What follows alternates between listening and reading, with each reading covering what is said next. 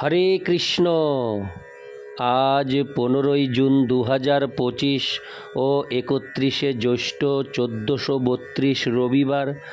আজ আমি ভাগবতম পাঠ করছি। ভাগবতমের চতুর্থ স্কন্ধ প্রথম ভাগ দ্বাদশ অধ্যায় ধ্রুব মহারাজের ভগবত ধামে গমনের শ্লোক 42 থেকে 47। নারায়ণ হে নারায়ণ ভবভয়হরণম নারায়ণ। শ্লোক 42।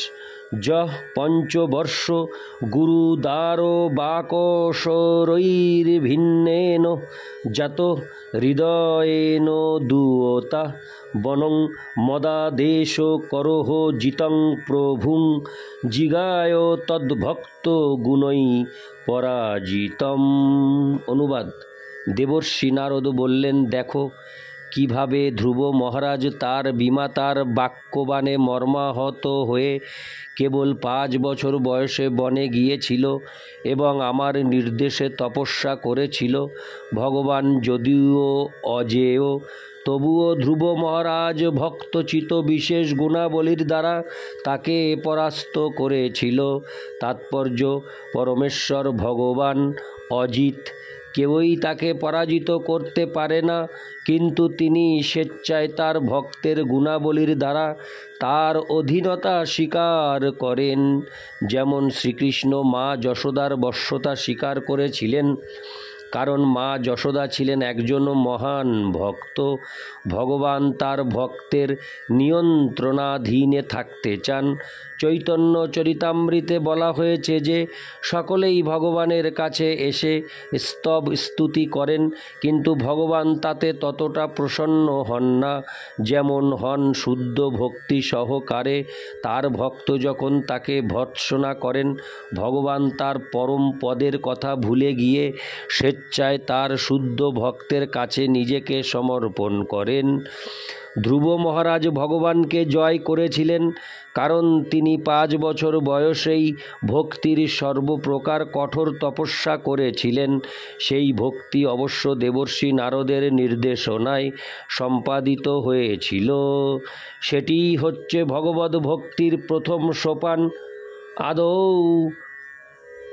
গুর্বাশ্রয়ম, প্রথমেই সদ্গুরুর আশ্রয় গ্রহণ করতে হয় এবং ভক্ত যদি নিষ্ঠা সহকারে গুরুদেবের নির্দেশ পালন করেন, যেমন ধ্রুব মহারাজ নারদ মুনির নির্দেশ পালন করেছিলেন, তাহলে ভগবানের কৃপা লাভ করা কঠিন হয় না। ভগবদ্ ভক্তির সমস্ত গুণাবলীর সমন্বয় হচ্ছে শ্রীকৃষ্ণের প্রতি বিশুদ্ধ প্রেম বিকশিত করা। শ্রীকৃষ্ণের প্রতি এই বিশুদ্ধ প্রেম কেবল কৃষ্ণকথা শ্রবণ করার মাধ্যমে লাভ করা যায়। শ্রী চৈতন্য মহাপ্রভু স্বীকার করেছেন যে কেউ যদি যে কোনো অবস্থাতেই বিনীতভাবে শ্রীকৃষ্ণের চিন্ময় বাণী অথবা শ্রীকৃষ্ণ সম্বন্ধীয় চিন্ময় বাণী শ্রবণ করেন, তাহলে তিনি ধীরে ধীরে শুদ্ধ প্রেম লাভ করবেন এবং সেই প্রেমের দ্বারাই কেবল অজিতকে জয় করা যায়। মায়াবাদীরা ভগবানের সঙ্গে এক হয়ে যেতে চায়, কিন্তু ভক্তরা সেই স্তরও অতিক্রম করে। ভক্তরা গুণগতভাবে ভগবানের সঙ্গে কেবল একই হন না, উপরন্তু তিনি কখনো কখনো পিতা মাতা অথবা প্রভু হন। অর্জুনও তার ভক্তির প্রভাবে শ্রীকৃষ্ণকে তার রথের সারথি করেছিলেন। তিনি ভগবানকে আদেশ দিয়েছিলেন, এখানে আমার রথ রাখো, এবং ভগবান তার সেই আদেশ পালন করেছিলেন। ভক্ত যে কিভাবে অজিত ভগবানকে জয় করতে পারেন, এইগুলি তার কয়েকটি দৃষ্টান্ত। ইতি শ্লোক 42। শ্লোক 43। য ক্ষত্র বন্ধুর ভুবি তস্যাধিরূঢ় মন্নারুরুক্ষেদপি বর্ষপূগৈ ষট পঞ্চবর্ষ যদহো ভিরল্লোপৈ প্রসাদ্য বৈকুণ্ঠমো বাপ তৎপদম। অনুবাদ: 6 মাস ধরে কঠোর তপস্যা করার পর ধ্রুব মহারাজ 5 অথবা 6 বছর বয়সে অতি উচ্চ পদ প্রাপ্ত হয়েছিলেন। আহা, কোন মহান ক্ষত্রিয় বহু বহু বছর ধরে তপস্যা করার পরেও এই পদ লাভ করতে পারে না। তাৎপর্য: এখানে ধ্রুব মহারাজকে ক্ষত্র বন্ধু বলে বর্ণনা করা হয়েছে, যা ইঙ্গিত করে যে তিনি পূর্ণরূপে প্রশিক্ষণপ্রাপ্ত ক্ষত্রিয় ছিলেন না, কেননা তার বয়স তখন ছিল কেবলমাত্র 5 বছর। তিনি পরিণত বয়স্ক ক্ষত্রিয় ছিলেন না। ক্ষত্রিয় অথবা ব্রাহ্মণকে শিক্ষা গ্রহণ করতে হয়। ব্রাহ্মণ পরিবারে জন্ম হলেই তৎক্ষণাৎ কেউ ব্রাহ্মণ হয়ে যায় না, তাকে শিক্ষা এবং সংস্কার গ্রহণ করতে হয়।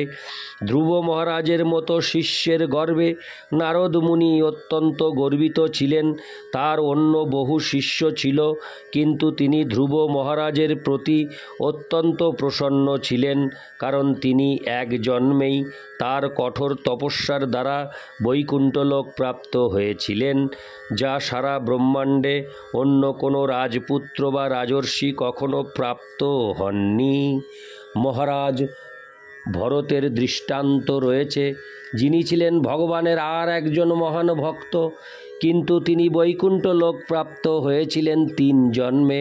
প্রথম জন্মে যদিও তিনি বনে গিয়ে তপস্যা করেছিলেন, তবুও তিনি একটি হরিণ শিশুর স্নেহে এত আসক্ত হয়ে পড়েছিলেন যে তাকে পরবর্তী জীবনে একটি হরিণ রূপে জন্মগ্রহণ করতে হয়। যদিও তিনি হরিণ শরীর প্রাপ্ত হয়েছিলেন, তবুও তিনি ছিলেন জাতিশ্বর এবং তার আধ্যাত্মিক পদের কথা তার স্মরণ ছিল।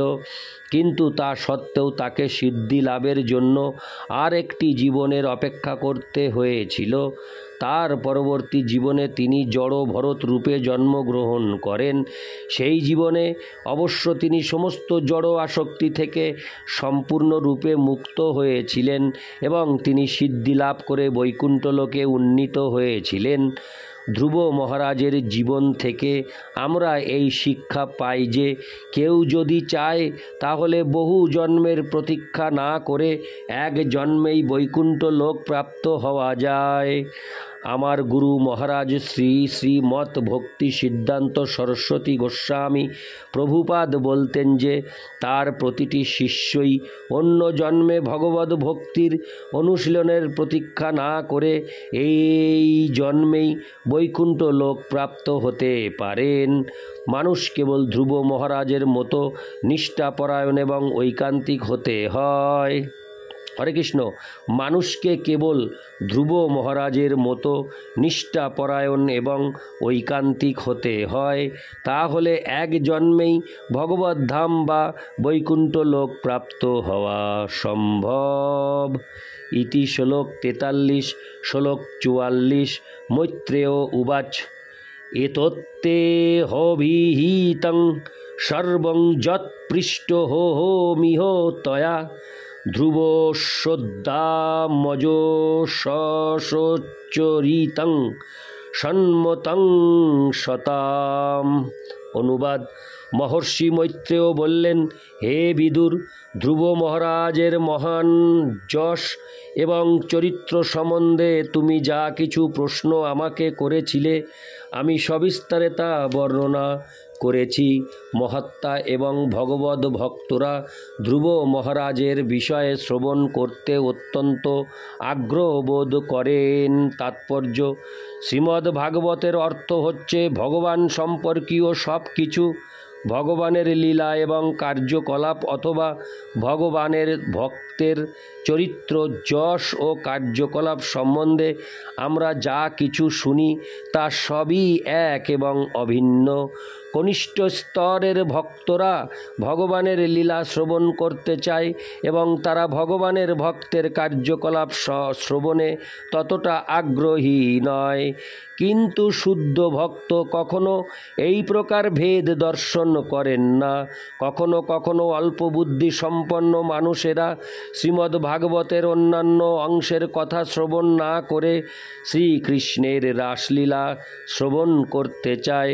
পেশাদারী ভাগবত পাঠক রয়েছে যারা সরাসরিভাবে শ্রীমদ্ ভাগবতের রাসলীলা বর্ণনা করতে শুরু করে, যেন শ্রীমদ্ ভাগবতের অন্যান্য অধ্যায়গুলি সম্পূর্ণ অর্থহীন। এই প্রকার ভেদ দর্শন এবং সরাসরিভাবে ভগবানের রাসলীলা শ্রবণ আচার্যগণ অনুমোদন করেননি। নিষ্ঠাপরায়ণ ভক্ত শ্রীমদ্ ভাগবতের প্রতিটি অধ্যায় এবং প্রতিটি শব্দ পাঠ করবেন, কারণ প্রথম দিকের শ্লোকগুলি বর্ণনা করেছে যে শ্রীমদ্ ভাগবত হচ্ছে বৈদিক শাস্ত্রের সুপক্ষ ফল। শ্রীমদ্ ভাগবতের একটি শব্দও ভগবত ভক্তের এড়িয়ে যাওয়া উচিত নয়। তাই মহর্ষি মৈত্রেয় এখানে প্রতিপন্ন করেছেন যে শ্রীমদ্ ভাগবত হচ্ছে সন্মতং শতাম, অর্থাৎ মহান ভক্তদের দ্বারা অনুমোদিত। ইতি শ্লোক 44। শ্লোক 45। ধন্যং যশস্বমায়ুষ্যং পুণ্যং সস্তয়নং মহৎ স্বর্গং দ্রব্যং সৌমনসং প্রশস্যমঘোমর্ষণম। অনুবাদ: ধ্রুব মহারাজের আখ্যান শ্রবণকারীর ধন, যশ এবং আয়ু বৃদ্ধি পায়। তা এতই পবিত্র যে কেবলমাত্র তা শ্রবণ করার ফলেই স্বর্গলোক বা ধ্রুবলোক প্রাপ্ত হওয়া যায়। এই আখ্যান এতই মহিমান্বিত যে তা শ্রবণের ফলে দেবতারা পর্যন্ত প্রসন্ন হন, এবং তা এতই শক্তিশালী যে তার ফলে সমস্ত পাপ বিনষ্ট হয়। তাৎপর্য: এই জগতে বিভিন্ন প্রকার মানুষ রয়েছে। সকলেই শুদ্ধ ভক্ত নয়। যারা কর্মী তারা প্রচুর ধন সম্পদ কামনা করে, কেউ আবার যশ কামনা করে, কেউ স্বর্গলোক অথবা ধ্রুবলোকে উন্নীত হতে চায়, আবার অন্য অনেকে জড় জাগতিক লাভের জন্য দেবতাদের সন্তুষ্ট করতে চায়। এখানে মৈত্রেয় ঋষি বলেছেন যে সকলেই ধ্রুব মহারাজের আখ্যান শ্রবণ করতে পারেন এবং তার ফলে তাদের বাঞ্ছিত লক্ষ্য লাভ হবে। বলা হয়েছে যে ভক্ত অকাম, কর্মী সর্বকাম এবং জ্ঞানী মোক্ষকাম। সকলেরই তাদের বাঞ্ছিত উদ্দেশ্য সাধনের জন্য পরমেশ্বর ভগবানের আরাধনা করা উচিত। তেমনি কেউ যদি ভগবানের ভক্তের কার্যকলাপ শ্রবণ করেন তাহলেও তিনি সেই ফলই লাভ করেন। ভগবানের কার্যকলাপ এবং তার শুদ্ধ ভক্তের কার্যকলাপের মধ্যে কোনো পার্থক্য নেই। ইতি শ্লোক 45। শ্লোক 46।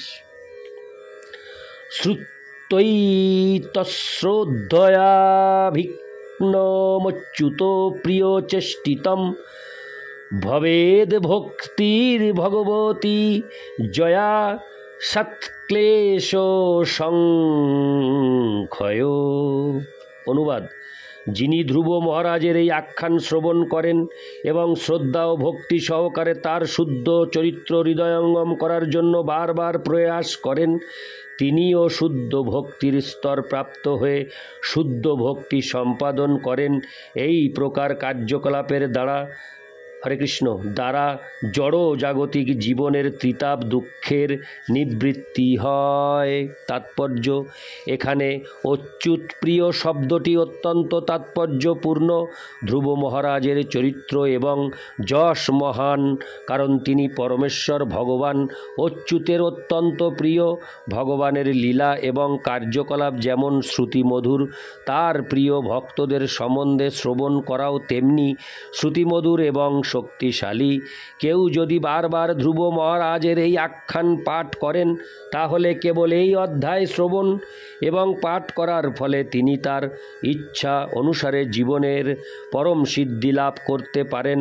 আর সবচাইতে গুরুত্বপূর্ণ কথা হচ্ছে যে তিনি ভগবানের একজন মহান ভক্ত হওয়ার সুযোগ পান। ভগবানের মহান ভক্ত হওয়ার অর্থ হচ্ছে জড়জাগতিক জীবনের সমস্ত দুঃখের নিবৃত্তি। ইতি শ্লোক 46। শ্লোক 47।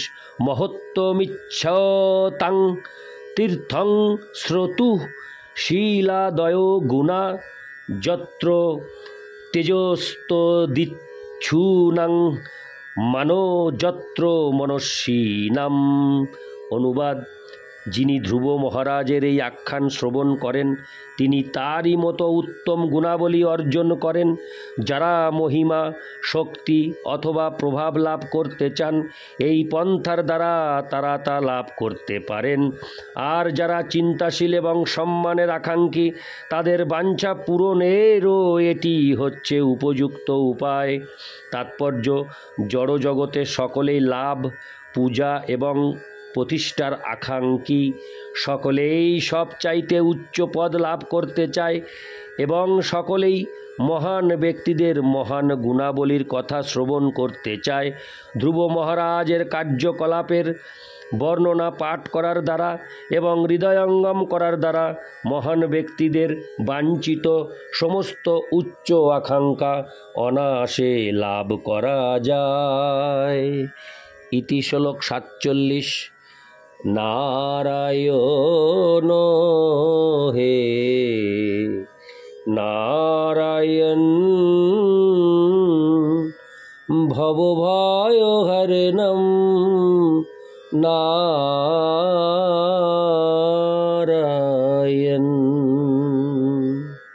হরে কৃষ্ণ।